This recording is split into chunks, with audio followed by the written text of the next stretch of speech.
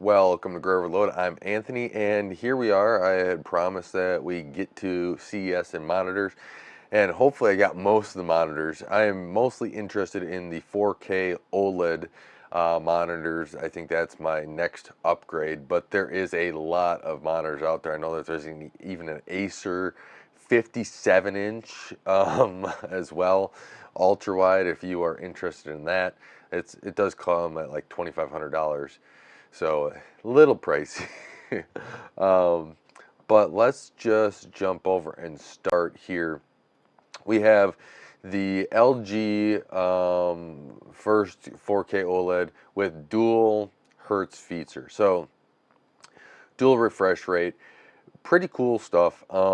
This is the one I'm kind of leaning towards. Now I'm probably going to wait for some reviews just to be able to see what features I may like and dive into some of the features and everything else. But we will see what I end up doing later this year when it comes that time, right? This is going to have a 4K 240 hertz and then full HD for 80 hertz. So you get that 4:1 mapping in pixels kind of with the um,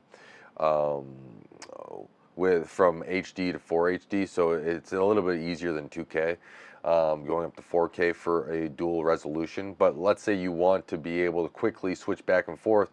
It looks like they're going to be able to have that with a quick switch of jumping between 4K and Full HD. Of course, you know, if only Windows was better at switching resolutions. Uh, But 32 inches is kind of the range I am looking for. They also have 27 inches as well in some of these 4K monitors, but this one was 32. They even had announced here there is a 34-inch and a 39-inch, and this is going to be 3440 by 1440 resolution on an 800R curve. This is interesting to me because I am actually also looking for upgrading my work monitor setup. So there, and then LG's 24 Ultra Gear OLED monitors welcomes two 45-inch monitors and a 27-inch monitor as well. They are upgraded there, so the 45-inch is going to be an 800R curve on there. Got some speakers, realistic visuals, and then the 27 OLED with all the specifications needed for next level gaming. So here is the breakdown. Oh, I forgot they had this at the end. So you have your 34, 39, 34, and then the 32 inch.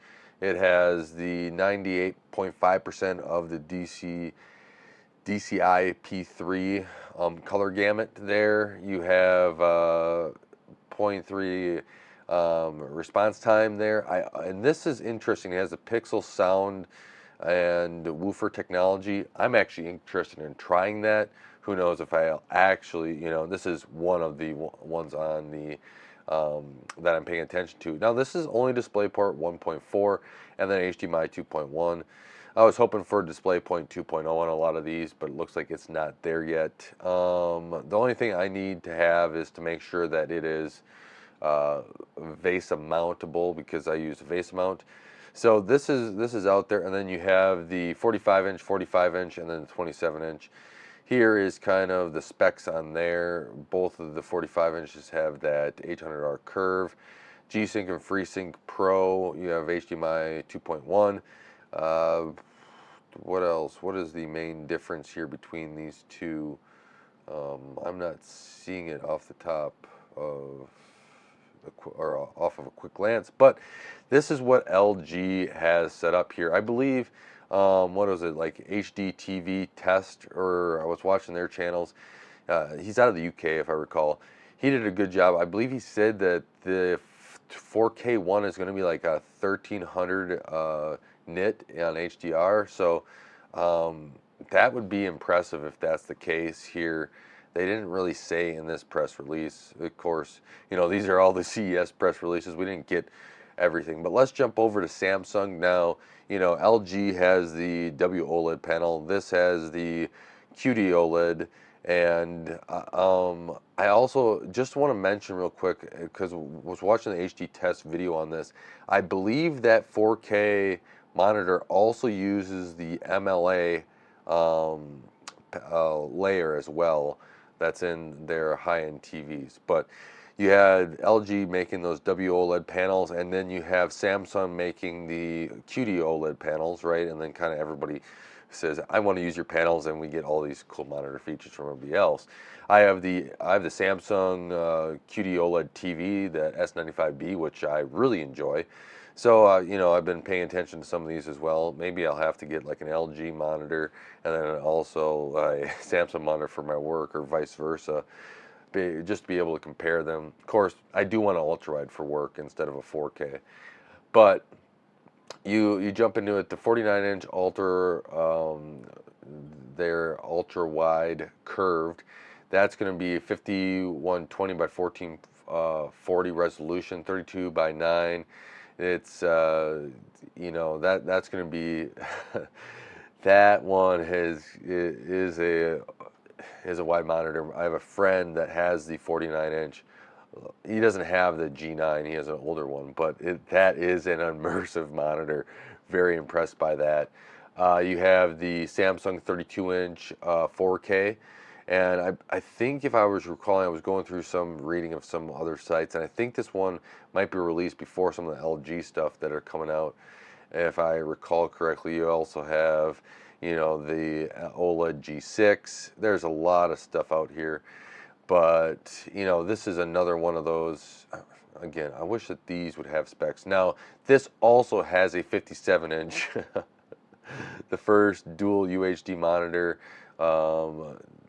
They had this last year, but now it looks like it's basically coming out. So if you want a 57-inch here, and I heard that this one might be a little bit cheaper than the Acer one, but yeah, you're gonna have some monitors here to choose from. If you're looking at Samsung or LG, we've just gone through those. Now let's hit into some ROGs. A lot of these are going to be probably coming down in price, but hopefully some of this price gets driven down with everyone coming out with them. And then you have Asus's monitors here, 4K without compromise. They're going to have two of these, and you'll notice that they're slightly different. And the slight difference and if I recall correctly, is one is I don't remember which one. We'll read down, but one is the QD OLED panel, and then the other one is the W OLED panel. So makes sense, right? You have those two differences here, and being not LG or Samsung that only produces one of the panels, you can then use both of these. So the PG32U CDM, that is going to be 4K 240 hertz on the QD OLED panel. And actually, here we go. So, and then this is the PG32U CDP, is going to be that 4K panel, and then the frame rate booster, where 1080p 480 panel, the WOLED, right? This is going to be the third gen with MLA, kind of like their new TVs were. The LG's TVs were last year. They started with that MLA. Now there's going to be a panel surface anti-glare. I believe this one's matte, but this one says glossy. And peak brightness is 1300 nits here, 1000 nits there. Now your differences is one comes with only HDR10, and this one has Dolby Vision and HDR. Your difference in releases here are going to be like half a year, 6 months. So just keep that in mind if you are ready to hop on it and get a monitor right now. You're not going to be able to get, looks like at least this Asus one here, until the second half. They also have the 39-inch. Yeah, that's not bad. I was looking like 45-inch someplace in there for a work monitor, but 3440 by 1440p resolution, and also it has 1300 nits peak brightness. Asus, thank you so much for actually putting a little bit more information in here. Also DisplayPort 1.4, also HDMI 2.1. Again, would have been nice to see some of these with a DisplayPort 2.0, or now they have 2.1, but that doesn't seem like it kind of made it in there yet. Yeah, that's kind of where it is. Interesting enough, they have like a smart KVM that lets you select devices, 90-watt power delivery. It'll be interesting to see. My brother's getting that new Framework 16 laptop, and he's actually looking at, hey, what can I can I have a dock that puts one cable that powers it? No, there's not a dock out there that I know of with that will supply the full, even 180, but the 240 watts is just not there. It looks like maybe Thunderbolt 5 docks, those will have like 200 watt supplied, which should cover most of all the laptops out there now with what they're capable of outputting. But something like this, you know, if you plug it in, you have your display and your dock all in one. That is interesting. I can see it being useful. I've not used it yet, but actually for work, for one, that might not be a bad idea for one cable to work, you know, a nice work setup. I work off my laptop, which then, you know, to do work there because I work remote, so that would be interesting. But yeah, this is OLED stuff is here, and that's why I'm actually pretty excited about this. Let's jump over the MSI stuff, but oh, why did it scroll all the way down to the bottom? No idea. But they have QDOLED 360 hertz. You got what 240. Wait, what was the ROG one? Did I miss that? 240 hertz here on 4K. So the MSI looks like you're going to get QD-OLED 360 hertz. You know, they have some other stuff. They have the next gen QD-OLED panel. Let's see, a little for True Black DDR display HDR 400. You have their OLED Care, 360 hertz, 99% of your DC DCI-P3 color space, blah. Yeah, improved thermal solution. That's the one thing that you kind of need is, you know, the improved thermal solution gets you a little bit cleaner or cooler, you know, be able to push that monitor a lot more. Here, this is your VESA Clear MR 13,000 certified. And let's see, that's kind of what they have here, you know, and they kind of go through the HDMIs.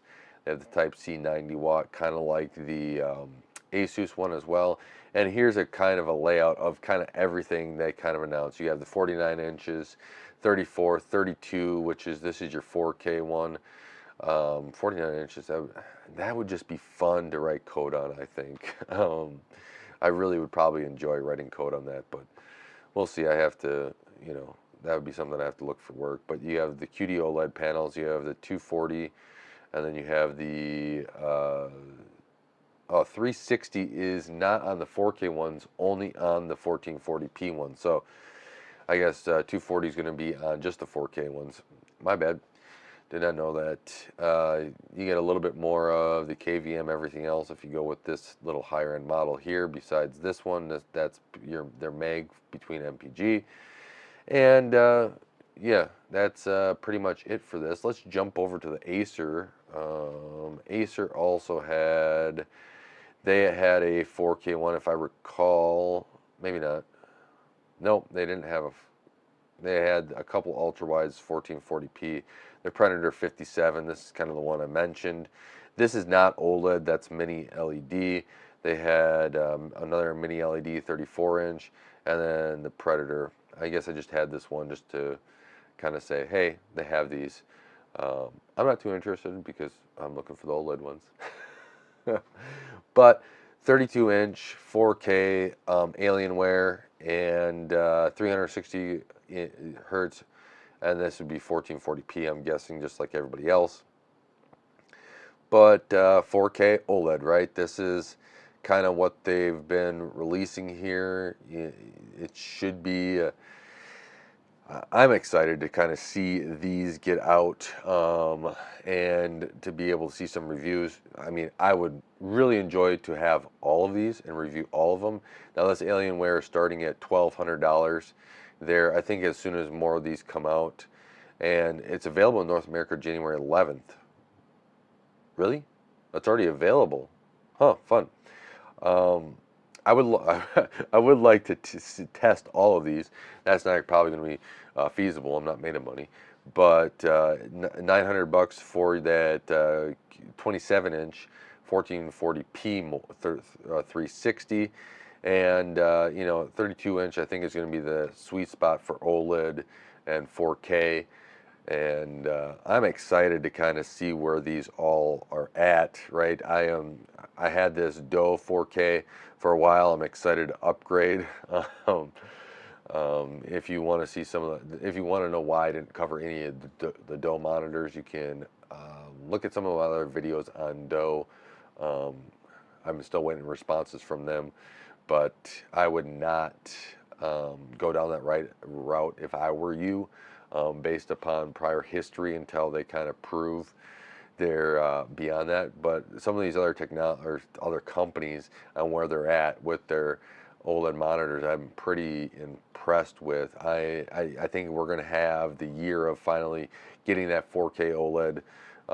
Even it was last year, some people were saying, oh, you're going to have to wait a few years before these kind of hit the market. And it looks like, Samsung and LG Display really got their panels out and got them out, and we're going to be able to enjoy those 4K goodness on OLED, which, for me personally, I really enjoy gaming on my PC, right? Enjoy it a lot. But I've been going to the Xbox a lot more because the OLED is just so enjoyable to game on. And I am excited to bring that same kind of gaming onto my desktop with the OLED. I could take my desktop, plug it into the TV, and enjoy it that way. But I think having it on the desktop is going to be that clarity, just the crispness of it is really nice. It's really kind of, if you haven't gamed on OLED, I highly recommend you go find a place to try it out. If you have a friend that has it, go try it out, because it is impressive, and it kind of makes you be like, I think I need this, right? And that's the coolness of it. I think that type of technology to me, you can upgrade performance, you can have an improved performance here and there, you can have another cool tech, but making it as in, I really want to, experience this when I game every single day or when I'm working every single day, makes that technology would be like, yeah, I need to go get that. And I think OLED is kind of, that technology where we're able to get that. So I'm pretty excited about it, as you can tell. And I really hope that these come out and that I'm able to, pick one up here and then experience that and give you guys a review of that as well. Let me know what your thoughts are on these monitors, what you're looking forward to.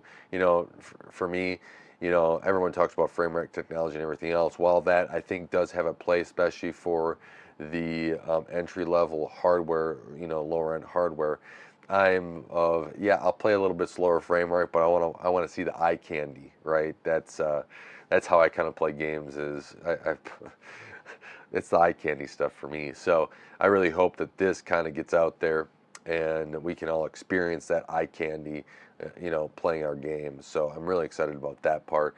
But thank you so much for supporting Gray Overload and helping this channel grow. I really do appreciate it. Don't forget to hit the bell icon, like, share, subscribe. It really does help out the channel. I'm also going to try putting these on Twitter, see if there's some more views there, helping the channel grow in another avenue. YouTube's my main place, but I'm on Rumble and BitChute and some other places just to get the videos out there to help grow the channel. And I really do thank you guys for helping the channel grow. That means a lot to me on all these platforms. So with that, thank you so much for watching Gray Overload and helping this channel grow. Until next time, God bless.